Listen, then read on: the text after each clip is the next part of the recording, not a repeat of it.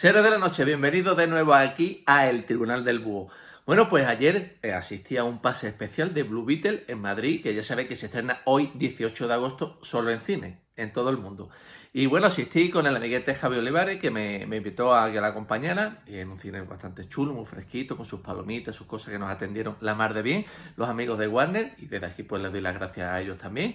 ¿Y qué me ha parecido Blue Beetle? Porque, sinceramente, yo sabéis que en este canal siempre doy mi opinión, me guste, no me guste, siempre intento sacar las cosas positivas de una peli, pero en el caso de Blue Beetle es un personaje de DC que yo prácticamente no conozco mucho y que cuando se anunció la película, bueno, pues dije, la veré, pero no es que fuera una película que me apasionara, al igual que Flash o yo que sé, o alguna de este tipo que ya sabéis que a mí me gusta mucho, ¿no?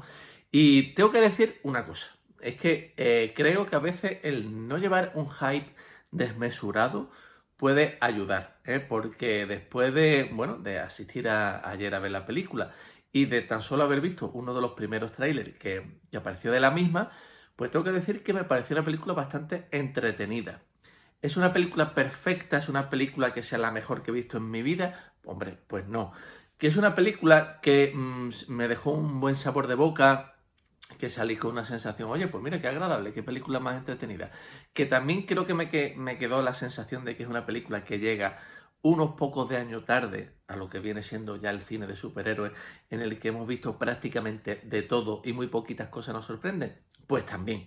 Vale, pero bueno, vamos a recapitular un poco de este Blue Beetle, una película que en su momento se dijo además que estaría pensada para estrenarla directamente en HBO Max, ¿no? Y después ya sabéis que tanto esta como Batgirl se comentó, no, irán directamente a la plataforma y tal.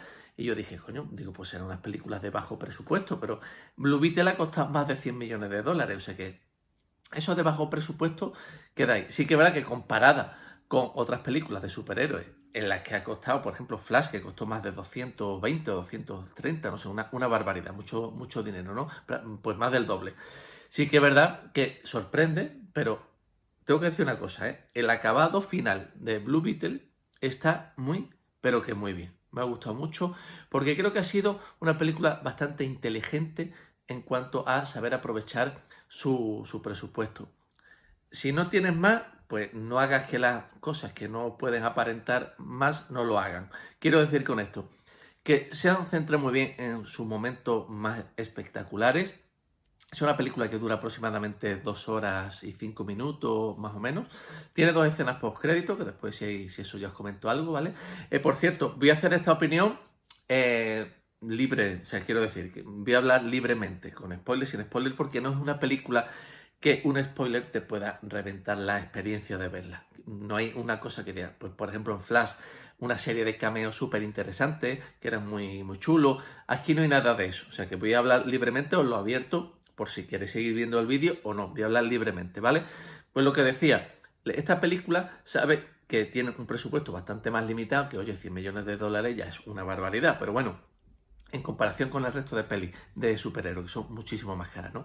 Entonces dice, ¿cuándo tenemos que exprimir este presupuesto para que luzca bien? Pues hay 4 o 5 momentos muy chulos en la película en la que esos efectos especiales, ese CGI, está muy bien trabajado. Y el resto de la película se sostiene pues, en su historia, en su guión, el desarrollo del personaje principal, cómo descubre sus poderes, que me parece una de las escenas más divertidas de la película, con un muy buen CGI. Es curioso porque en algunos momentos esta película tiene un acabado final bastante más interesante que ciertas escenas de The Flash. Y ya sabéis que yo con Flash, Al fin del mundo, que es una de mis películas favoritas de este verano y ya se ha convertido de mis favoritas del cine de superhéroes, pero no se puede negar que en algún que otro momento el CGI era cuanto menos discutible. Aquí esto no ocurre. ¿Qué pasa? Que claro, durante las 2 horas no hay un continuo ofrecimiento de escenas espectaculares, ni una continua muestra de escenas con mucho CGI.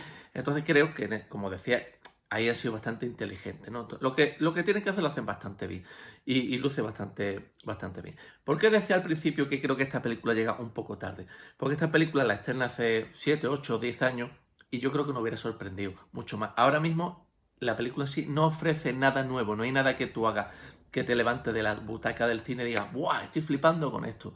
Porque en ese sentido es como muy, muy esquemática, ¿no? Es sota, caballo y rey. Lo que pasa es que yo creo que ese sota, caballo y rey lo hacen muy bien, las cosas como son, ¿no? Pero si tú vas buscando una cosa diferente, algo que te haga levantarte, de Flash te gustará más o te gustará menos, pero creo que la propuesta era muy chula, era muy divertida y sobre todo, bueno, con esos Batman, esos Superman que salían por ahí después, la historia era diferente a lo que estamos acostumbrados a ver en el cine, este blockbuster y de superhéroes concretamente. Entonces, creo que en ese sentido, Blue Beetle se asemeja en ciertas cuestiones al primer Shazam, que es una película que a mí me gusta mucho. La 2 no me disgustó, pero la primera me gusta mucho más. Y aquí Blue Beetle creo que en el uso que hace de la familia, porque es una película en la que le da mucha importancia al núcleo familiar, creo que la aprovecha mucho más que en Shazam. Ahí en Shazam, bueno, sus hermanos sí que es verdad que al final sabe que se convertían en superhéroes también, que los padres de adopción estaban por allí un poco pululando, tienen su importancia, pero aquí en Blue Beetle la familia está muy metida en la acción y a mí eso me ha gustado mucho, porque hasta la abuela coge su ametralladora al más puro estilo Predator y tiene una escena muy chula. O sea, quiero decir que se mete en la acción, pero de verdad. Y yo creo que eso favorece a la historia. A mí me resultó muy divertida en este sentido, ¿no? Entonces tenemos una propuesta que no arriesga, ¿no? En el que, como decía, tiene pues sus pinceladas de Shazam. Cuando él descubre el traje, ¿no? Y los poderes, se asemeja un poquito a la primera peli de Spider-Man de las actuales, del Tom Holland, del Spider-Man actual. Hay como cosas que ya hemos visto hace como 6 7 8 años y que por eso digo que llega un poquito tarde en el sentido de la sorpresa al espectador, ¿no? Ahora, si a ti te gusta este formato, pues con esta película te lo vas a pasar muy bien. A pesar de que en ningún momento de la película yo tuviera ese puntillo, ¿no? De, venga, a ver qué pasa ahora, ¿no? Porque más o menos te lo puedes ver venir. En ningún instante miré el teléfono, ni bueno, el teléfono no porque te lo hacen meter en un sobre cerrado para que no se grabe nada, ¿no? Pero el reloj no lo miré en ningún momento.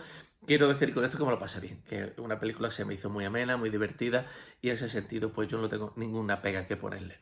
El prota, que ya lo hemos visto el amigo Cholo, Maridueña, ya lo hemos visto en la serie de Karate Kid, bueno, Cobra Kai concretamente, lo hace muy bien. Yo creo que él es consciente de que está ante una de sus grandes oportunidades como intérprete de dar el salto a Hollywood y en ese sentido, no, vamos, es que el chaval pone toda la carne en el asador, está entregadísimo y yo creo que eso también favorece que la película, hombre, él desprende ese entusiasmo, ¿no? Por interpretar a este personaje.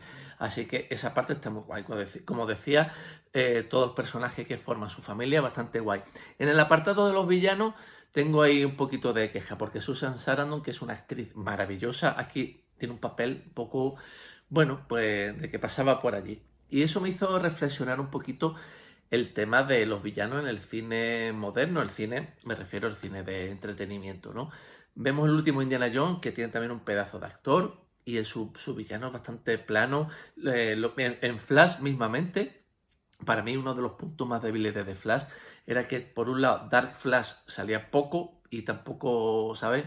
Se metía mucho ahí en el personaje y por otro lado teníamos a Zod que dice, coño, si es el mejor villano que hemos visto en el DCU en los últimos no sé cuántos años, 13, 14, 15 años.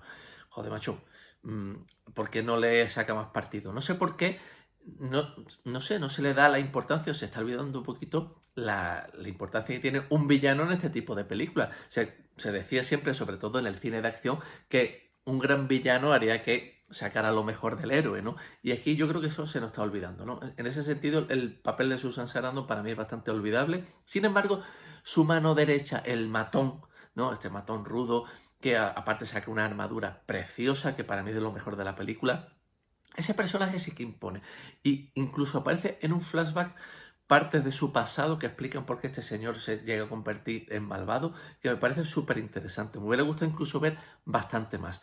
Y las peleas que tienen, incluso hay momentos en que yo decía, joder, macho, es que esto me recuerda al cine de acción de los 80 en que las peleas se veían, estaban rodadas en planos bastante abiertos, un montaje nada atropellado, que tú sabías perfectamente qué pasaba en cada instante. Y aquí eso se cumple, como digo, el enfrentamiento final de Blue Beetle con este villano. Para mí una de las cosas más chulas de la película, tiene unas peleas muy, muy, muy, muy guay, muy agradecidas. Y bueno, Acaba la película, bueno, pues ya veremos, dice James Gunn, que es el primer personaje, ¿no?, de su nuevo universo de DC en el cine. A mí, sinceramente, no me disgustaría volver a verle, porque me ha dejado un buen sabor de boca esta película. Hay un par de escenas postcrédito.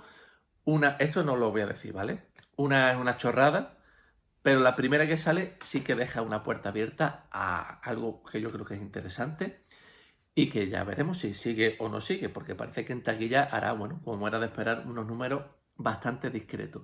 Aún así, como resumen, yo creo que es una película muy entretenida, que es verdad que no aporta nada nuevo aquí al panorama cinematográfico del mundo de superhéroes, pero que, oye, mira, es una película bastante, como digo yo, bien empaquetadita, ¿no? Sus cosas que tiene que hacer las hace y las hace bien.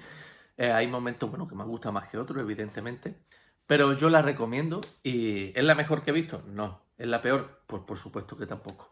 Una película muy correcta, que además, bueno, podéis con los críos. Hay algún momento un poquito que se puede pasar, ¿sabes? En cuanto a la violencia y tal, pero bueno, en general, si tenéis críos no de 5 años, ¿no?, críos de 9 10 años por ahí, yo creo que los podéis llevar a verla porque es una película muy entretenida y prácticamente, bueno, no hay nada así truculento que pueda, ¿no?, volver a un poco de aquella manera. Así que nada, familia, pues esta es mi opinión sobre Blue Beetle, que le deis like al vídeo, que os suscribáis al canal y que nos vemos muy pronto aquí en el Tribunal del Búho. Un beso.